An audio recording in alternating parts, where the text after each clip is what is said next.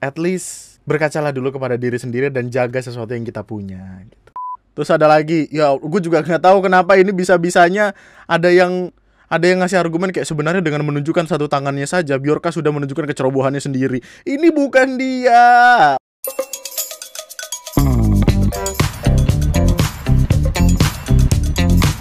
Hai, selamat datang di video gue kali ini. By the way, nggak akan ada terlalu banyak basa-basi di sini karena seperti yang lu lihat ada banyak sekali tab chrome yang gue buka di sini. Yang mana tentu saja ini menandakan kalau pembahasan kita kali ini akan sangat amat panjang. Jadi mohon untuk siapkan kopi terbaik lu, teh terbaik lu, cari posisi yang nyaman atau mungkin sambil kerja atau apa, biar gue kasih tahu lu tentang sebuah perkara yang baru-baru ini terjadi, yang bahkan masih terjadi sampai hari ini, tentang sebuah kasus atau perseteruan hacker melawan pemerintah. Let's go. Beberapa hari ke belakang ada sebuah nama yang ramai sekali diomongin di sosial media kita. Hacker yang berhasil mengobrak-abrik isi hati dan perasaan siapapun yang ada di pemerintahan kita, ngebikin semuanya kelimpungan karena apa yang udah dia lakukan. Namanya adalah Bjorka. Dari beberapa temuan gua, nama Bjorka ini sepertinya diambil dari nama salah seorang penyanyi yang cukup terkenal, penyanyi kebangsaan Islandia, yaitu Björk. Dimana itu bisa kita lihat berdasarkan followingnya Bjorka sendiri yang cuman ngefollow Björk ini.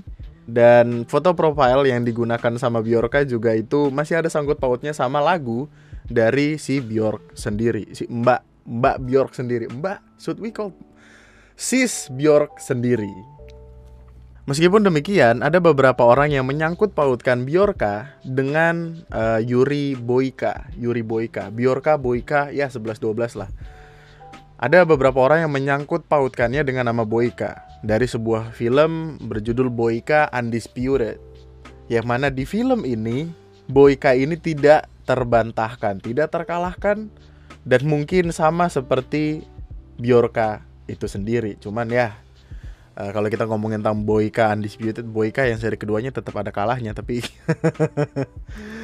tapi intinya motif dari si Bjorka ini sendiri menurut penuturannya di akun Twitter dia pada tanggal 10 September 2022 adalah dia pengen buat ngelakuin demonstrasi atau demo dengan cara baru. Dia pokoknya sempat bilang kalau dia sempat punya temen baik, bahkan I have a good Indonesian friends in Warsaw. Warsaw itu kayak salah satu kota gitu di Polandia. Terus dia cerita kalau temannya ini nyeritain banyak ke dia tentang betapa berantakannya Indonesia. Terus alasan dia adalah Bjorka ini ngelakuin itu semua demi temannya. Itu katanya. Temannya juga katanya udah meninggal tahun 2021 atau tahun lalu kalau gue gak salah. Dan Bjorka juga bilang kalau temannya itu sudah tidak lagi diakui sebagai warga Indonesia karena kejadian 1965. Ini gue perlu jelasin gak ya? Pokoknya di 1965, karena waktu itu ada yang terjadi di Indonesia, orang-orang yang diberikan beasiswa ke luar negeri, mereka dilepaskan kewarganegaraan Indonesianya, kemudian mereka hidup di tempat-tempat mereka lah gitu, tempat mereka mengambil beasiswa yang gitu-gitu. Sepengetahuan gue ya, lu bisa koreksi gue kalau gue salah by the way. Intinya menurut penuturan Bjorka ini sendiri, alasan dia melakukan semuanya adalah karena temannya, demi temannya. Lalu di sisi lain juga ada kalimat yang bilang kalau dia pengen jadi martir. Berbagai cara telah dilakukan termasuk cara yang benar. Apakah itu berhasil?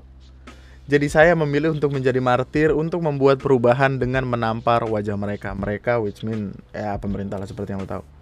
Siapapun namanya, apapun motifnya, intinya Bjorka ini lagi rame banget di sosial media kita. Bahkan ketika gue ngebikin video ini, nama Bjorka masih nangkring di trending topik Twitter Indonesia. Dan ini udah ada 2-3 hari yang lalu. Dari 2-3 hari yang lalu. Jadi namanya cukup ramai, cukup lama untuk akhirnya ada di sini. Dan warga Indonesia masih ngomongin Bjorka sampai sekarang. Kalau lu nanya tentang bagaimana atau dari mana semua ini berasal, semuanya merujuk kepada salah satu website, salah satu forum jual beli data yang tentu tidak bisa gue sebutkan websitenya seperti apa, meskipun pada akhirnya kalau lo mau cari tahu lo bisa temuin sendiri. Tapi Bjorka ini pertama kali memunculkan diri dari forum jual beli data ini. Bjorka bergabung di website ini tanggal 9 Agustus 2022. Sudah menghabiskan total ya, berarti total online itu 1 hari 13 jam. Ini gokil juga ada website bisa tahu kayak ginian. Beberapa hari kemudian, tepatnya tanggal 19 Agustus 2022, Bjorka kemudian ngebagiin 91 juta data Tokopedia yang padahal udah bocor sebelumnya di tahun 2020 lalu. Jadi dia tuh di awal-awal website ini ada tuh kayak jatuhnya kayak reuploader. Jadi dia dapat datanya dari tempat lain, kemudian dia upload ulang di sini file CSV-nya. Excel kayaknya kalau nggak salah. Terus nggak lama setelah itu, oh ya ini beritanya nih, kayak buka-bukaan bos Tokopedia soal bocornya 91 juta data pengguna ini 12 Mei 2020. Jadi datanya sudah sempat tersebar di 2020, kemudian ditaruh lagi di sana. Pembahasan ini juga sama. Oh ini adalah orang yang pertama kali menyebarkan 91 juta data tersebut. Namanya beda. Jadi Bjorka bukanlah orang pertama yang menyebarkan itu. Oke, reuploader. Oke, fine. Beberapa hari setelahnya, Bjorka menyebarkan data Wattpad 270 juta data Wattpad yang isinya tuh bio, tempat tanggal lahir, email, gender, geographic location, IP address, nama, password, social media profile, bla bla bla bla bla bla. Ini nggak terlalu dilihat karena tidak semua orang menggunakan Wattpad tentu saja. Paling ya ABG-ABG yang pengen ngebacain cerita-cerita teen lit mungkin, ya meskipun harus hati-hati juga. Tapi ini tuh masih belum apa-apa, maksudnya namanya masih belum naik dan ya udah segitu aja. Baru kemudian keesokan harinya dia menjual data Indohim.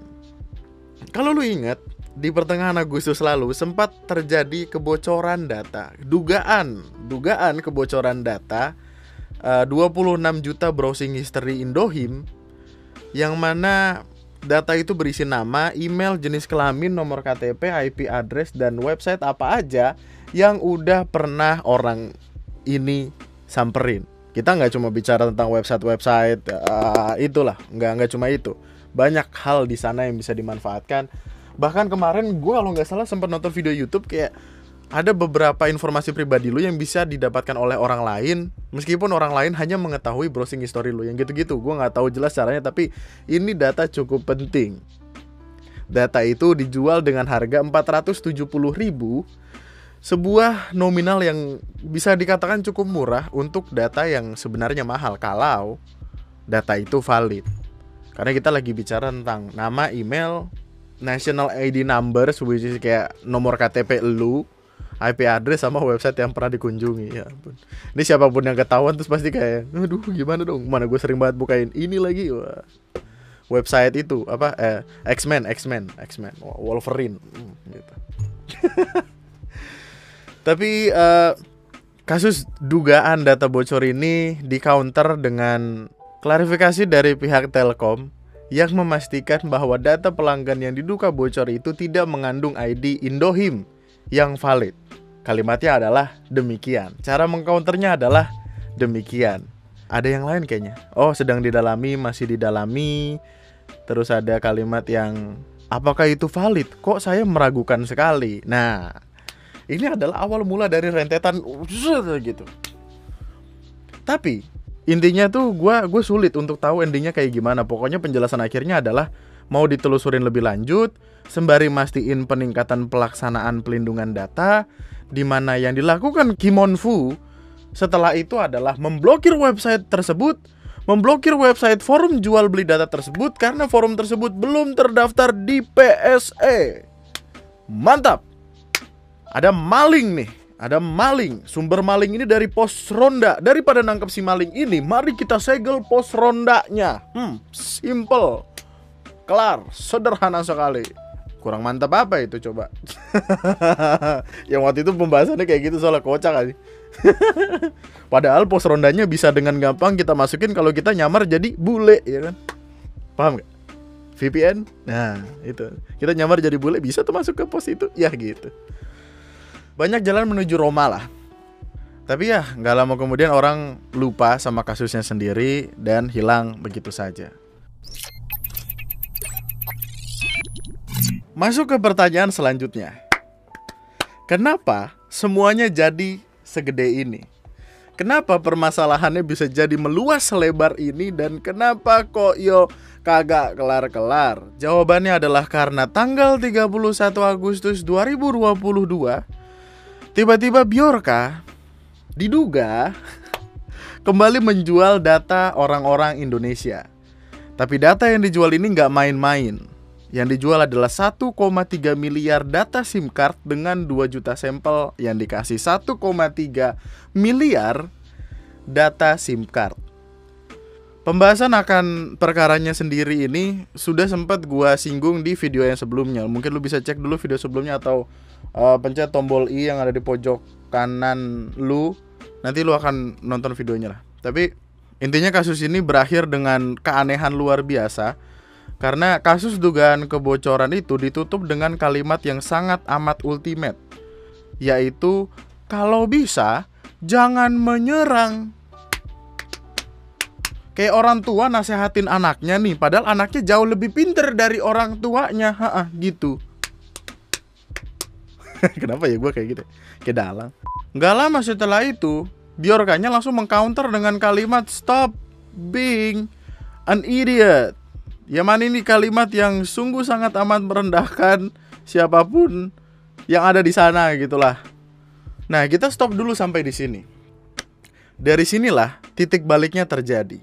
Setelah orang-orang melihat bagaimana caranya Bjorka ini mengcounter orang dari Kimonvi, gue mulai sebel nyebut nama itu Kimonvi. Seketika orang-orang langsung ngebalikin pemikirannya. Beberapa orang tuh pikirannya langsung kayak merasa wah, ini adalah perpanjangan tangan kita nih. Bjorka adalah perpanjangan tangan kita. Dia bisa melawan ini semua gitu. Dan itu terjadi karena kurangnya kepercayaan beberapa orang ini. Gue bilang beberapa orang ya, saya mah percaya-percaya saja. Kurangnya kepercayaan beberapa orang ini terhadap pemerintah. Dan itu membuat dukungan terhadap Bjorka ini jadi makin gede, sampai akhirnya melupakan fakta bahwa mungkin nomor mereka juga ikut bocor di sana. Seperti yang gue bilang di video sebelumnya, sampelnya hanya 2 juta. Data aslinya 1,3 miliar. Itu angka yang sangat sudah masuk akal kalau dipikir-pikir. Dan kita masih belum tahu apakah nomor kita ada di sana atau tidak. Tapi di titik balik ini, ketika orang-orang mulai mendukung Bjorka, gue rasa yang ada di kepala mereka adalah kalimat musuh dari musuhku adalah temanku seketika diaplikasikan oleh beberapa orang. Ada beberapanya yang seketika menganggap kalau Bjorka ini adalah kawan seperjuangan. Mari kita lakukan ini bersama, yang gitu-gitu loh. Diaplikasikanlah sama beberapa orang. Oh, saya mah tidak, saya cinta Indonesia. Yang gue sayangkan adalah seketika, untuk sesaat, orang lupa kalau yang lagi dipermasalahkan di sini adalah data dari orang Indonesia, terlepas dari benar atau enggaknya ya. Mungkin karena orang-orang Indonesianya udah terlanjur kesel, ya mau gimana lagi gitu. Gue ngeliat perkaranya tuh bingung karena gue masih ada ketakutan kalau mungkin nomor gue ada di sana, data gue ada di sana. Kalau data gue nggak aman, gue mesti gimana? Kita bicara 1,3 miliar. Kalau data itu benar, nggak cuma dapat WhatsApp dari pinjol, dari judi, dari orang nawarin Gade BPKB yang gitu-gitu. Gua aja sampai sekarang masih sering dapat WhatsApp dari Gade BPKB, anjing belum kelar-kelar. Buat apa juga orang gua nggak mau gadein tiba-tiba suruh gade. Aneh banget dah. Keramaian tersebut terjadi sampai nama Bjorka ada di trending topik segala macem. Itulah yang ngebikin beberapa orang mulai lebih berpihak kepada Bjorka instead of kepada ketakutan mereka sendiri akan kehilangan datanya. Dimana alasan dari semua itu sederhana sekali. Orang-orang merasa diwakilkan oleh kedatangan Bjorka. Kita sampai di tengah nih. Kita udah ada di ya 1/4 video lah. Kalau lu nanya gua ada di pihak yang mana? Jawaban gua tuh, gue di sini masih mencoba untuk santai gitu. Gue akan tetap mencoba untuk santai, nontonin aja sambil ngasih update ke lu tipis-tipis lah gitu. Gue sama kayak lu penonton menyaksikan pertunjukan apa yang disajikan oleh dunia gitu. Cuman ya gue masih punya I don't know, kewajiban atau sesuatu hal yang harus gue sampaikan ke lu sebagai kawan-kawan. Jadi ya kita sama posisinya di sini. Gue pengen di tengah aja gitu, berusaha untuk di tengah. Meskipun ketika gue ngebikin video ini tuh gue sangat amat bingung bagaimana cara memposisikan diri gitu. Gue cuman nggak pengen di prank aja. Gue nggak pengen gue membela tempat yang salah. Banyak loh kemungkinan yang bisa terjadi gitu. Apalagi ketika ada kalimat dari orang yang katakanlah ngerti hacking-hackingan, dimana beberapa orang ini bilang kalau data SIM itu palsu. Ada salah satu hacker gitu yang ketika ngelihat data sampelnya ngerasa ada sesuatu yang janggal di sana. Kayak contohnya nggak ada nomor kakak di sana. Yang padahal kan ketika kita mau daftar registrasi SIM itu kan harus pakai nomor KTP sama kakak kan. Nah itu nggak ada, dia mempertanyakan itu. Lalu juga adanya duplikasi data di tengah-tengah itu. Tapi kemudian ada juga orang yang mengcounter dengan ya namanya juga sampel yang gitu-gitu. Pokoknya perdebatannya nggak habis-habis lah gitu. Terus ada juga anggapan yang bilang kalau data ini sebenarnya data lama yang udah kesebar kemudian dibungkus seolah-olah baru untuk menutupi hal-hal tertentu. Nah gitu. Hal-hal tertentunya apa? Saya tidak tahu dong. Ada kalimat-kalimat seperti itu. Gua santai. Gue lebih baik di tengah diem anteng nontonin semuanya. Cuma permasalahannya di sini, kalau ditanya apakah datanya valid, iya, valid. Nomornya bener. Kebocoran ini menakutkan kan karena itu, karena nomornya bener. Pemilik dari nomor kakaknya ada. Pemilik dari nomornya ketika lu cek di get kontak, nomornya ada. Bahkan ada beberapanya yang orang penting gitu. Sampai di sini aja tuh udah cukup rasanya untuk kita paham kalau perkaranya tuh nggak main-main, nggak sesederhana itu. Justru yang gue takutkan adalah esensi dari permasalahan ini memudar dan ngebikin orang jadi santai-santai aja ketika datanya bocor. Padahal ini tuh tetap data kita loh, gitu loh. Di Telegram Bjorkanya aja sampai ada orang dari Indonesia yang mohon-mohon buat jangan lagi nyebarin data masyarakat karena yang dia lawan adalah pemerintah. Ya udah urusan lu sama ini aja gitu. Jangan data masyarakat yang dibawa-bawa karena kalau data masyarakat yang tersebar udah mah pusing gara-gara harga-harga pada naik. Kan makin pusing juga kalau tiba-tiba ada WhatsApp promosi judi online. Orang udah nggak punya duit dipaksa ikut judi online. Dia mau apa? Judi pakai ginjal. Kalau menang dapat ginjal baru, gimana disimpan di bawah mana-mana? Ginjal gue 3 dong ya. Pusing. Well, meskipun begitu, sebenarnya ada kemungkinan lain sih.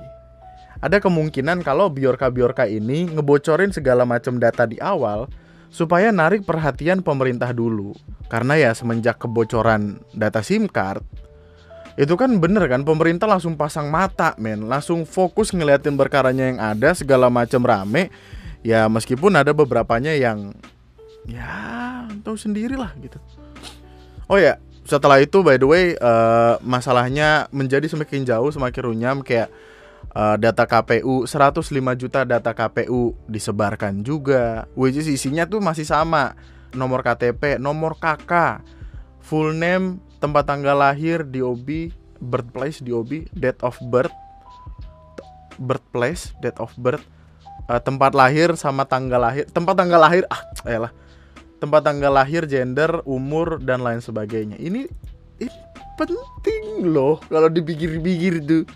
Terus ada lagi transaction of letters and documents to President of Indonesia, yang mana ini tuh berisi judul-judul transaksi dari surat-surat yang diberikan kepada presiden. Bukan suratnya, tapi hanya transaksinya itu apa aja. Dan ada info yang cukup menarik ditemukan dari Twitter, di mana ada salah satu nama dari dalam sebagian teks hilang. Bahkan ancaman terakhirnya Bjorka adalah dia pengen nyebarin data-data My Pertamina, yang mana kalau kata gue mah udah gitu. Udahnya tuh udah maksudnya jangan nyebarin data masyarakat lagi gitu. Well, kalau kayak gitu nggak adil nggak sih? Gua nggak tahu sih, perdebatannya akan panjang soalnya. Tapi mari kita ke part selanjutnya. pertarungan yang terjadi. Gua ngelihat perkara ini sekarang jatuhnya tuh kayak, lo tau V for Vendetta nggak sih, men? Persis kayak di situ gitu, berasa lagi di dalam film kita ini. Jadi atau kayak apa ya, film di Netflix tuh yang hacker-hackeran. Pokoknya jadi jatuhnya tuh kayak kita lagi ada di sebuah film berisi ada beberapa hacker yang lagi ngelawan pemerintah. Sebelum lu mikir yang gimana-gimana terhadap gua tetap cinta Indonesia, sayang gua. Tapi bukankah kita bisa mencintai negara ini tanpa perlu mencintai pemerintahannya? Gue gak setuju data bocor kayak gini tuh, gue gak setuju. Karena itu data penting pribadi kita. Tapi di sisi lain, gue setuju kalau ada banyak hal dari penjaga keamanan internet kita yang perlu dibenahin, yang perlu diperbaikin. Gue nemu ada perbincangan di Telegramnya Bjorka. Pertanyaannya tentang coba kasih rating deh dari skala 1 sampai 10 seberapa lemah cyber security Indonesia. Dijawabnya 0. Gue tahu akan ada miskonsepsi di sini karena pertanyaannya adalah seberapa lemah harusnya 10. Tapi lu ngerti lah maksudnya dia. Intinya tuh Indonesia cyber security-nya itu 0. Gue tahu ini subjektivitasnya dia, tapi kita bicara tentang orang yang mengerti tentang perkara hacking-hackingnya. Bahkan ada beberapa hacker lokal yang sudah memberitahukan hal yang sama, tapi gue nggak bisa ngomongin di sini karena ranahnya berbeda. Tapi bagaimana coba ketika orang dari luar sana ngasih tahu lu kalau keamanan internet di tempat lu nol? Gimana? Hah? Kocak lu, men. Kocak lu. Oh ya, by the way, balik lagi.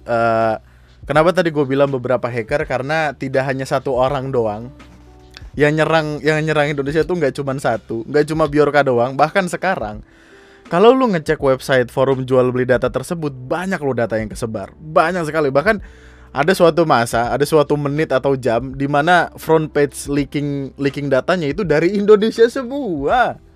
Ada data pelamar kerja, ada data Poltekkes, ada kampus, kementerian, bahkan banyak. Dan salah satu yang paling ultimate itu sempat terjadi kemarin. Ini pertarungan dua bapak yang cukup wow. Ini nggak bisa gue buka ya karena gitulah. Intinya ada salah satu kementerian yang dikabarkan datanya itu bocor. Sekretaris kementerian tersebut langsung bilang kalau enggak, datanya aman. Nggak lama kemudian sama hackernya, detail dari si sekretaris ini langsung tersebar kemana-mana. Coba. Dan ini bukan Bjorka loh, ini pemain lain, ini bad actor lain gitu. Jadi masalahnya tuh bukan cuma satu. Masalahnya adalah bagaimana kita melindungi data kita. Itu kan yang jadi PR-nya pemerintah gitu.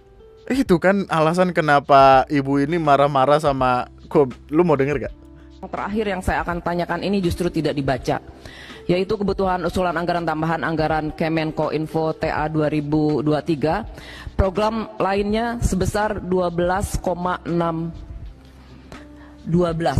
triliun. Ini kebutuhannya untuk apa saja, Pak? Sementara Bapak menyebutkan yang lain, yang ini tadi tidak dibaca, jadi malah membuat kami bertanya-tanya karena tidak disebutkan juga begitu. Ini kan uang besar, Pak ya. Itu yang pertama. Yang kedua adalah saya ingin memfokuskan apa yang tadi disampaikan oleh Niko. Jadi ada 3 kasus ini menurut saya mega kasus ini, Pak. Sampai kita kebobolan di bocor 1,3 miliar data kartu SIM bocor di forum online British Forum dari akun bernama Bjorka. Pelaku yang sama juga dengan dugaan kebocoran 26 juta data pelanggan IndiHome. Itu yang kedua, Pak, kebocoran data IndiHome pada tanggal 21 Agustus 2022. Kemudian yang terakhir adalah sebanyak 17 juta pelanggan PLN diperjualbelikan di situs online. Yang itu. Ini pertanyaannya, kok bisa kebobolan terus? Tidak mungkin kalau tidak ada orang dalam ini, Pak. Tapi ya at least udah ada yang ngewakilin kita di sana gitu. Videonya yang tadi lo lihat itu kan kurang lebih kayak mewakili kebingungannya kita gitu. Cuma kalau kita mau balik lagi ke perkaranya Bjorka, nggak lama setelah Bjorka ini bilang stop being an idiot tadi, yang ini, nggak lama setelah itu Bjorka kemudian mulai ngeluarin data-data penting dari beberapa orang-orang penting lah di pemerintahan. Semua itu ditaruh di akun Telegramnya, tidak ditaruh di Twitter, tapi ini ada sangkut pautnya. Bener-bener semuanya tuh disenggol gitu, kayak tidak bisa saya bacakan, terlalu takut saya. Semua itu pokoknya ada di akun Telegramnya. Gak mungkin dong gue sebar di sini, gila aja gue. Oh ya, sebagai pengingat buat lu juga, jangan sembarangan menyebar data yang lu dapat, meskipun lu dapatnya entah dari mana, tapi ketika lu menyebarkan data tersebut, lu artinya juga bisa dikenakan pasal Undang-Undang ITE atas penyebaran informasi pribadi atau doxing ya. Tidak boleh. Dijaga itu jari, jangan sembarangan, jangan macam-macam. Yang jadi poin penting dari orang-orang juga adalah ini, alasan biar kebocorkan data pribadinya, alasannya ini. Terus Kumparan bahkan ngebikin video kalau dapat hadiah ulang tahun dari hacker Bjorka, data pribadi dibocorkan mulai dari alamat sampai nomor vaksin. Kaget gua, kok yo bisa lu dapat hadiah ulang tahun berupa data yang tersebar. Kaget sih gua kalau misalkan jadi si bapaknya itu, gua bangun tidur dengan kondisi kenapa notif gua ada 999 plus nih? Banyak amat, buka WhatsApp tiba-tiba bentukannya kayak gini, mana tadi?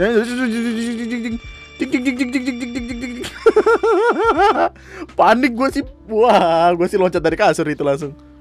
Bangun tidur dikasih surprise sama orang-orang di Indonesia, se-Indonesia, bahkan mungkin gak cuma Indonesia itu. Kaget sih gue kalau jadi dia.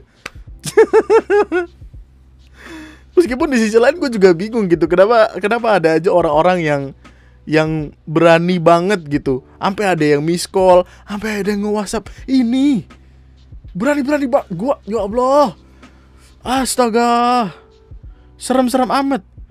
Ada yang diblokir. Aduh, ya ampun orang-orang ini, astaga. Tapi ya pilihannya itu, antara itu, lu pengen diucapin lewat WhatsApp se-Indonesia atau diucapin waktu yang di luar lagi pada demo. Yuh.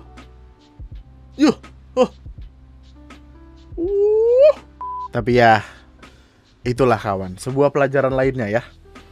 Sebuah pelajaran lainnya, sebelum minta orang buat ngejaga sesuatu yang dia punya, at least berkacalah dulu kepada diri sendiri dan jaga sesuatu yang kita punya gitu. Kalau kita tidak bisa menjaga apa yang kita punya, masa ya kita punya keberanian untuk ngasih tahu orang, jaga loh yang lu punya gitu. Berbalik dulu ke diri sendiri gitu. Tidak mudah bukan? Iya gitu. Tapi seaneh-anehnya kalimat itu bener sih by the way, kayak jagalah data pribadi lu semaksimal mungkin. Kalau memang tiba-tiba ada celah terus didapetin sama orang entah dari mana, ya udah balik lagi berserah kepada takdir dan Tuhan. Itu satu-satunya cara untuk kita keluar dari permasalahan itu. Cuman ada kalimat dari Bjorka. Kalimatnya adalah, misi saya adalah membantu siapapun yang membutuhkan, termasuk warga Indonesia yang ingin mengontak dan menanyakan para pemimpinnya. Paling tidak para pejabat itu merasakan ketika mereka menerima spam. Yang mana itu tiba-tiba terpikirkan oleh gua, apakah pejabat-pejabat tertentu masih menerima SMS pinjaman online, judi-judi slot, dapat bantuan dana Baim Paula, dapat door prize TikTok, gitu-gitu. Gue pengen tahu masih dapat nggak ya mereka. Gue pengen tahu aja, penasaran. Oh iya, by the way, gua hampir melupakan ini. Minggir sedikit ya. Beberapa waktu lah kan sempat ada omongan kayak tentang dokumen Super Semar yang katanya di-share juga sama akun Bjorka. Enggak, ini editan, ini bohongan. Fotonya juga, foto ini sebenarnya bisa lu temukan di Google, ini mah editan doang. Gue tahu dari mana editan karena dari sini nih, detailnya Friday September 9 ini sama persis kayak yang data SIM card atau apa gitu. Pokoknya ini thread udah ada, cuma diedit doang. Ya mungkin emang dari awal buat bercandaan aja kayaknya, gue juga gak tahu sih. Lalu tentang perkara kasus Cak Munir, lu bisa baca sendiri aja. Lu bisa simpulkan sendiri karena gue tentu tidak punya kapabilitas yang cukup untuk ngomong banyak tentang perkaranya itu. Dicek sendiri aja. Oh iya, sampai hampir lupa gue. Tanggal 9 September 2022 Bjorka ngebikin akun Twitternya. Ngebikin akun Twitternya juga untuk ya melampiaskan gitulah, melampiaskan apa yang diomongin. Followersnya langsung banyak waktu itu, bahkan sampai di angka 270.000. Ini akun Twitter pertamanya Bjorkanism BJO. Ini harus diperhatikan nih karena nanti akan ada brengsek-brengsek yang mengcopy ini pasti. BJORKANISM. Dimana di Twitter ini sebelum disuspend, Bjorka ini ngajak orang-orang lain buat ikut dalam aksi yang dia bikin. Demonstrasi model baru. Dia ngejelasin kenapa dia ngelakuin semua itu dengan alasan yang gue bilang di video tadi, yang dia bilang dia punya teman dari orang Indonesia, teman ini udah meninggal tahun lalu. Terus alasannya juga karena teman ini nyeritain tentang betapa berantakannya Indonesia, gitu-gitulah gitu. Terus di bio Twitternya yang waktu itu juga ya, catch me if you can, tangkap gua kalau lu bisa. Kalau lu bisa. Tangkap gua kalau lu bisa. Kayak judul film aja, Catch Me If You Can, Leonardo DiCaprio. That's a good film, good movie by the way. Bjorka sendiri ini juga bahkan menunggu untuk ditangkap. Kalimatnya adalah menunggu untuk ditangkap. Dan ada kalimat ini ngenyek banget sih. Do you know that, lu tahu nggak kalau lu sama semua orang-orang lu nggak ada yang bisa ngelakuin ini, dalam artian nangkep dia. Karena ini udah 21 hari semenjak kebocoran data pertama, dan lu masih bingung tentang gimana harus mulai, di mana, gimana, kapan harus mulai, yang gitu-gitulah. Intinya ini tuh kayak nantang. Terus ada meme yang cukup bocah, kalimat Indonesian government right now, where is Bjorka now, dicari di Google seolah-olah ya gitulah, main sarkas gitu. Sampai akhirnya ya seperti yang lu lihat, akunnya tersuspend. Setelah 2 hari, di tanggal 11 September pagi, akun Twitternya tersuspend. Kemudian tanggal 12, Bjorka ngebikin akun kedua, BJORXANISM. K-nya cuma diganti X. Sempat ngomong ini itu, masih nyenggol beberapa orang tertentu, masih leaking data dan lain sebagainya. Tapi gak lama setelah dia nge-tweet itu, setelah followersnya mungkin 40 sekian ribu, akun ini disuspend untuk kedua kalinya. Akun dia kesuspend untuk kedua kalinya. Nah, sempat ada meme yang kayak gini, Indohim udah, PNL udah, Kim Manfo udah, Pertamina masih diketok-ketok nih. Nah, gimana dah tuh? Pemecahan masalah. Presiden Joko Widodo pada akhirnya ngebikin tim khusus dari serangan Bjorka. Pembentukan timnya sendiri dibawa dengan kalimat perlu ada emergency response team terkait untuk menjaga tata kelola data yang baik di Indonesia dan untuk menjaga kepercayaan publik, kata Menteri Komunikasi dan Informatika Johnny G. Plate di Istana Kepresidenan Jakarta Senin 12 September. Dan yang menyebutkan tim tersebut akan terdiri dari Badan Cyber dan Sandi Nasional atau BSSN, Kominfo, Polri, Badan Intelijen Negara. Di mana? Nggak jadi, ayo kita lanjut lagi. Banyak spekulasi yang beredar. Setelah perkara ini, ramai sekali spekulasi yang datang. Ada salah satu spekulasi yang berusaha pengen bilang kalau Bjorka ini asalnya dari Indonesia. Kayak contohnya DM ini, Bjorka sebenarnya punya tapi beberapa golongan bro yang tujuannya agar RUU PDP disahkan. Kalau disahkan pemerintah harus menaikkan anggaran buat komitmen bla bla bla bla bla bla bla bla bla. Ratusan triliun lagi katanya. Yang mana gue masih belum menemukan jawaban dari asumsi-asumsi ini, belum ketahuan pasti. Orang bahkan ada yang bilang kalau Bjorka ini sebenarnya dari Depok. Kata gue, wah semuanya di Depok, babi ngepet Depok, kuntilanak Depok. Masih semuanya di Depok? Semuanya di Depok, jangan Depok semua dong, Bekasi kek. Tempat gue gak ada yang baru nih. Tapi ada kekocakan yang terjadi. Gue kan belum nemu jawaban aslinya. Ada kekocakan yang terjadi di grup Telegram Bjorka. Bjorka ini sempat nanya, database mana lagi nih yang harus gue bocorin gitu. Terus ada orang jawab, Polri. Nah, dijawab sama Bjorka, Polri, ini e-commerce. Ya gitu. Yang jadi keraguan gue adalah kalau dia orang Indonesia, masa dia mempertanyakan Polri adalah e-commerce gitu?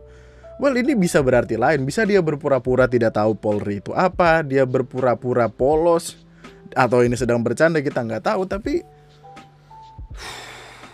men, lu kalau ngelihat screenshotan dari beberapa info yang ada di sosial media, terlebih tentang Telegramnya dia, ada beberapa info yang sebenarnya kita nggak tahu pasti ya, tapi kayak fokus gue cuman ada di Indonesia sama China gitu.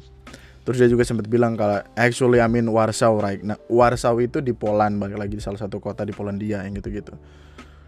Tapi intinya ya gitu, capek.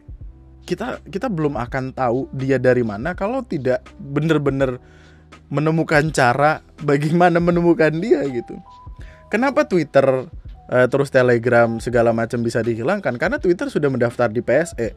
Salah satu aturan di PSE waktu itu adalah ketika ada sesuatu yang bermasalah di website itu, pemerintah berhak untuk lompat ke situ, ngomong ke Twitter untuk hilang. Yang gitu-gitu. Dan gue nggak tahu apakah pada akhirnya itu berakhir baik atau enggak. Karena justru menjadi pertanyaan orang-orang kan. Apalagi orang-orang seolah-olah naruh respect banget ke dia. Terus juga ada satu tweet ini yang dipermasalahkan. Seperti biasa, seperti yang lu tahu, lu udah sering nontonin gue lah, harusnya lu udah tahu gue pengen ngomongin apa. Di setiap permasalahan yang ada, pasti akan ada bocil-bocil, brengsek-brengsek atau siapapun itu yang mengcopy nama orang yang sedang ada di dalam sebuah perkara tertentu untuk kemudian dimanfaatkan sama dia mencari followers, mencari likes, mencari dukungan atau apa, untuk kemudian akun tersebut akan dijual sama dia dengan harga yang cukup mahal. Itu doang esensinya. Tiba-tiba ada sebuah akun ini bukan akun original Bjorka. Akun original Bjorka itu namanya mana sih tadi? Nih, Bjorkanism. Bjorka NESM, nama aslinya NISM. Jadi ini tuh fake. Tapi dia langsung komen dengan hacker internasional kok pakainya Android. Padahal kalau lu ngelihat screenshotan dari tweet-tweetnya mereka, tweet-tweet beneran ya itu pakai Twitter web app gitu. Jadi kayak seolah-olah ya orang udah keburu marah-marah dulu gitu. Terus ada lagi, ya gue juga nggak tahu kenapa ini bisa-bisanya ada yang ngasih argumen kayak sebenarnya dengan menunjukkan satu tangannya saja Bjorka sudah menunjukkan kecerobohannya sendiri. Ini bukan dia. Orangnya kagak pernah setahu gua nggak pernah punya TikTok. Ini tuh cuman bocah-bocah alay di TikTok yang pengen ngikut-ngikut aja hype yang ada untuk kelihatan keren aja atau untuk memanfaatkan yang tadi gue bilang. Dia pengen punya followers banyak. Dia bikin video kayak gini. Likes-nya 1,4 juta, views-nya gue nggak tahu berapa. Kayaknya ini emang dia yang bikin. Kayak gini, video kayak gini lu tinggal bikin sendiri. Efek-efeknya ada di YouTube banyak, green screen. Mana yang dia nunjukin tangannya? Tadi ada satu scene harusnya yang dia nunjukin tangannya dia. Nggak sabar gue nunggunya. Pokoknya kayak di foto ini dah nih, nunjukin tangan nih. Bro, hacker mana tai yang secara sadar menunjukkan keblunderan dirinya sendiri dengan menunjukkan bagian tubuh dia gitu. Astaga. Dengan lu menggunakan topeng Guy Fawkes, yang kayak gini nih, topeng Guy Fawkes, bukan berarti lu semerta-merta langsung menjadi hacker sejati. Enggak bro, enggak dong, enggak gitu loh. Gua sih nggak yakin lu bisa buka rek edit gitu. Lu bangga. Apakah lu tipikal orang-orang yang punya remote Xiaomi terus matiin AC di tempat umum terus lu kayak merasa lu hacker banget? Kagak, bukan gitu. Dan orang ini dia udah ngedapetin 114 followers dengan kalimat crackers. Bikin IG lagi alay. Baca 14,6 juta viewersnya. Gila men. Tebak-tebakan nama gue akan butuh waktu berapa lama lagi untuk akun ini dijual atau seenggaknya berubah jadi akun pribadi dia yang isinya joget-joget itu. Nggak tahu kan? Udahlah kalau kata gue mah udahlah. Ketika lu menemukan sebuah permasalahan, gak semuanya harus lu bikin akunnya juga kali. Nyari views kok begitu banget, nyari followers kok begitu banget. Jijik banget gue ngeliatnya anjir. Gue aja nggak yakin orang-orang ini bisa nginstal ulang Windows, men. Maksud gue kayak. Oh ya, by the way, ketika gue ngebikin video ini baru banget, ini 13 menit yang lalu Bjorka ngebikin akun Twitter baru lagi, namanya Bjorkanesian. Ini akun originalnya dia. Kita bisa tahu berdasarkan bio yang dituliskan di website forum tersebut, ada logonya dia. Pokoknya ini beneran dia gitu. Ini di-share di Telegramnya dia. Gue nggak tahu lagi apa yang akan dia perbuat. Gue nggak tahu ini akan kemana. Tapi sebagai penutup, gue pengen ngingetin ke lu sekali lagi. Siapapun hacker di luar sana, siapapun bad actor di luar sana, apapun yang mereka lakukan, ngelawan pemerintah, ngelawan Kimonvi, sebut aja lah Kominfo atau apalah gitu. Siapapun yang mau mereka lawan, data pribadi kita lah yang dijadikan mata uang sama mereka. Semua yang berkilau itu belum tentu emas. Pemujaan yang berlebihan tidak pernah berakhir baik. Jadi tolong hati-hati sama apa yang lo lakuin. Gue gak tahu ini akhirnya akan sampai mana. Mungkin video ini akan ada kelanjutannya. Mungkin ini adalah part 1. Mungkin akan ada part 2 ke depannya. Kita gak tahu apa lagi yang mau dilakukan. Terakhir dia bilang dia mau ngelik data My Pertamina, yang mana berhati-hatilah dalam mendukung seseorang, men. Tolong diingat lagi kalau mata uangnya itu data pribadi kita, bukan uangnya dia, bukan uang pemerintah kita. Kalau misalkan ada yang kurang dari video ini, lu bisa tambahin. Kalau misalkan ada yang mau koreksi dari video ini, lu bisa tulis aja di kolom komentar di bawah. Subscribe kalau lu masih mau denger deep story ala berak ini, pokoknya yang tape-nya sampai panjang-panjang kayak gitu. Subscribe aja, like juga video ini supaya lebih direkomendasikan sama YouTube ke depannya. Sampai jumpa di video gue selanjutnya. Tetaplah bahagia, tetaplah baik-baik saja. Ingat setolol-tololnya kalimat, jaga nih kita masing-masing. Kalimat itu tetaplah benar dan kita harus menjaga itu semua.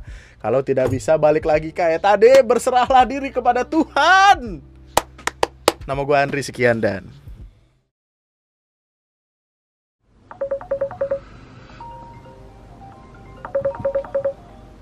Halo Pak. halo. Iya, kenapa? Pak, data bocor Pak. Data bocor? Gampang itu.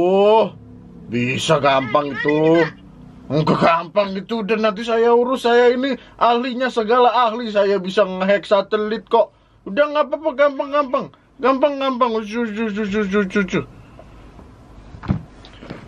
Ganggu aja orang lagi main.